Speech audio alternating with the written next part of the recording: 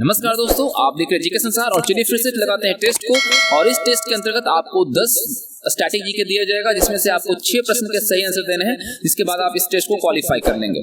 तो चलिए बढ़ते हैं सेशन की तरफ और पहले क्वेश्चन को देखते हैं। डिक्लेरेशन ऑफ इंडिपेंडेंस, इसका लेखक कौन था? ऑप्शंस आपके पास है जॉर्ज वाशिंगटन, थॉमस जेफरसन या फिर बेंजामिन फ्रैंकलिन या कैल्विन कुलीज। किसके द्वारा डिक्लेरेशन ऑफ इंडिपेंडेंस लिखा गया है? तो आई थिंक आप सबको इसका आंसर पता होगा, तो जल्दी से कर लीजिए नोट, और जब मैं आंसर बताऊं तो अपने आंसर को कीजिएगा मैच। तो आपका समय होता है समाप्त। सही आंसर यहां पे हो जाएगा ऑप्शन बी, थॉमस जेफरसन। अमेरिकी स्वतंत्रता की जो घोषणा है यानी कि डिक्लेरेशन ऑफ इंडिपेंडेंस एक राजनीतिक दस्तावेज है, जिसके आधार पर इंग्लैंड के 13 उत्तर अमेरिकी उपनिवेश जो थे, उसने 4 जुलाई 1776 को स्वयं को इंग्लैंड से स्वतंत्र घोषित कर लिया था, इंडिपेंडेंस घोषित कर लिया था। और इसके बाद से 4 जुलाई को यूएसए में राष्ट्रीय अवकाश रहता है। ठीक है, तो यहाँ पे जो डिक्लेरेशन ऑफ इंडिपेंडेंस है, इसके लेखक है थॉमस जेफरसन। ऑप्शन यहाँ पे बी जो है सही हो जाएगा। तो अपने आंसर को आप मैच कर लीजिए। क्वेश्चन नंबर 2 देखिए और ध्यान से देखिए क्वेश्चंस को। परम सौगात की उपाधि किसने धारण की थी? ऑप्शंस आपके हैं राज्यवर्धन, हर्षवर्धन, प्रभाकर वर्धन या फिर समुद्रगुप्त। किसके द्वारा परम सौगात की उपाधि धारण की गई थी? तो जो लगता है आपको सही कर लीजिए नोट, और जब मैं आंसर को बताऊं तो अपने आंसर को कीजिएगा मैच।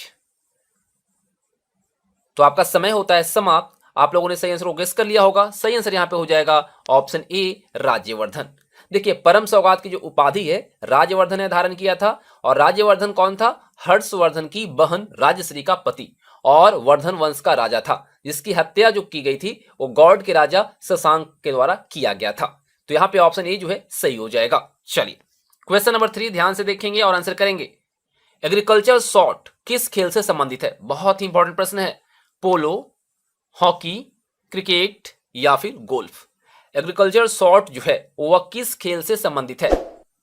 तो बहुत कम लोगों को इसका आंसर पता होगा मुझे लगता है, लेकिन चलिए देखते हैं। आप लोग जो कमेंट में आंसर करेंगे उससे समझ में आएगा कितने लोग जानते हैं इस क्वेश्चन का सही आंसर। तो आपका समय होता है समाप्त। सही आंसर यहाँ पे हो जाएगा क्रिकेट। देखिए, एग्रीकल्चर शॉर्ट का मतलब आपको समझ में आ रहा होगा कि कोई खेती से संबंधित ये चीजें हैं, सब्जियां से संबंधित हैं, लेकिन ऐसा नहीं है। ये देखिए, क्रिकेट का एक शॉट है जिसके अंतर्गत टेक्निक कम यूज होता है, ज्यादा इसमें ताकत का यूज किया जाता है, ज्यादा इसमें पावर का यूज किया जाता है। तो वैसे शॉट को हम एग्रीकल्चर शॉट कहते हैं। तो यहाँ पे ऑप्शन सी जो है करेक्ट आंसर हो जाएगा। ठीक है, चलिए क्वेश्चन नंबर 4 देखिए। 4 नंबर क्वेश्चन कह रहा है कि अंतरराष्ट्रीय मक्का एवं गेहूं वृद्धि केंद्र किस स्थान पर स्थित है? ऑप्शंस आपके हैं पेरिस, ओस्लो, मैक्सिको सिटी या फिर पेरू। कहां पर है अंतरराष्ट्रीय मक्का व गेहूं वृद्धि केंद्र? तो जल्दी से कर लीजिए नोट अपने आंसर को। आई थिंक आप लोग गेस कर लिए होंगे और आंसर को नोट भी कर लिया होगा। तो आपका समय यहां पर होता है समाप्त। सही आंसर हो जाएगा ऑप्शन सी, मैक्सिको सिटी।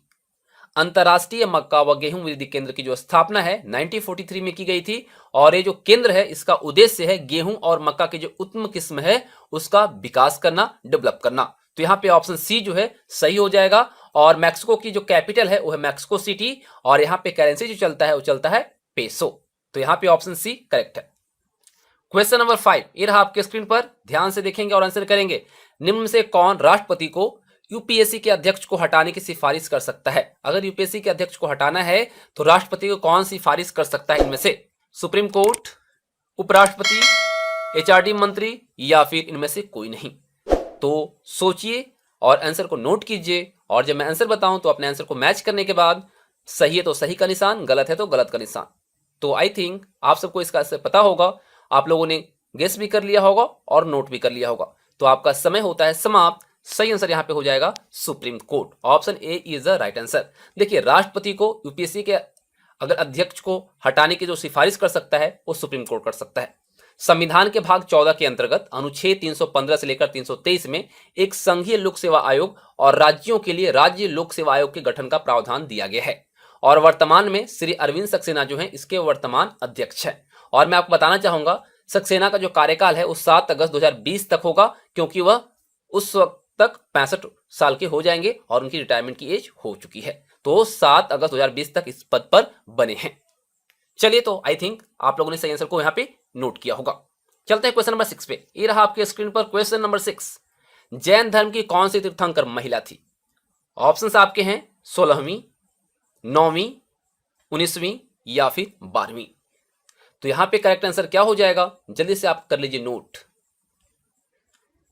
तो फ्रेंड्स आई थिंक आप लोगों ने नोट कर लिया होगा।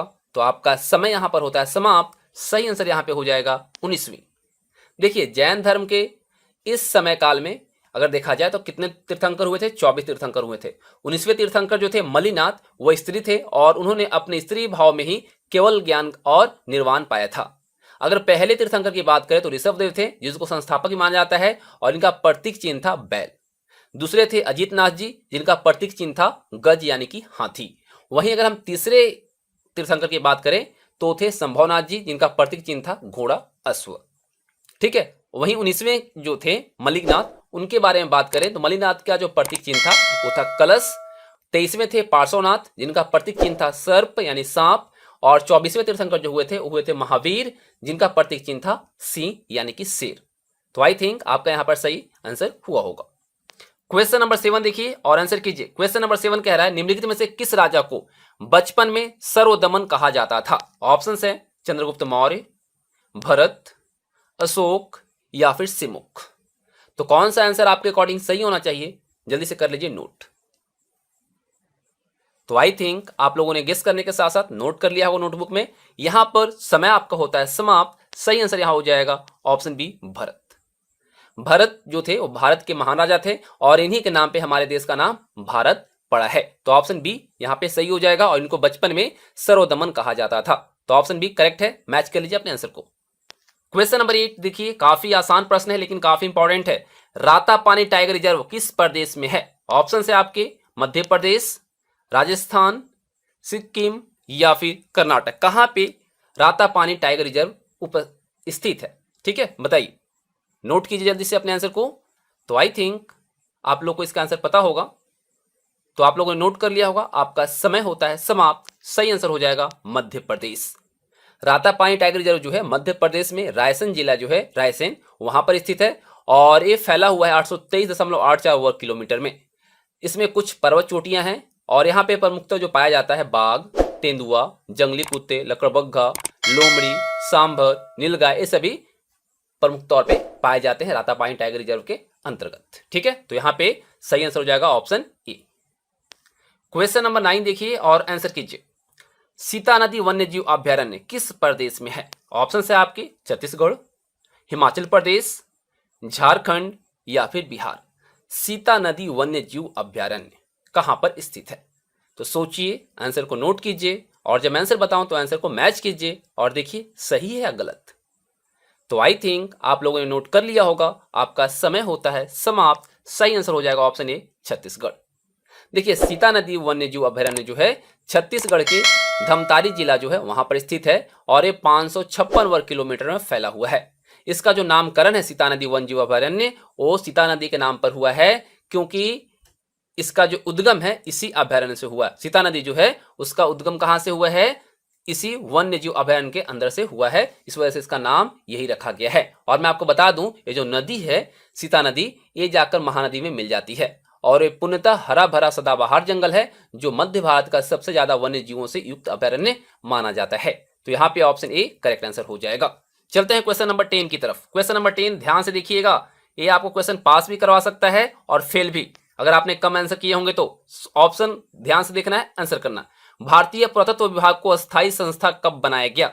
ऑप्शंस ध्यान से देखना आप सब। 1861, 1906, 1896 या फिर 1913।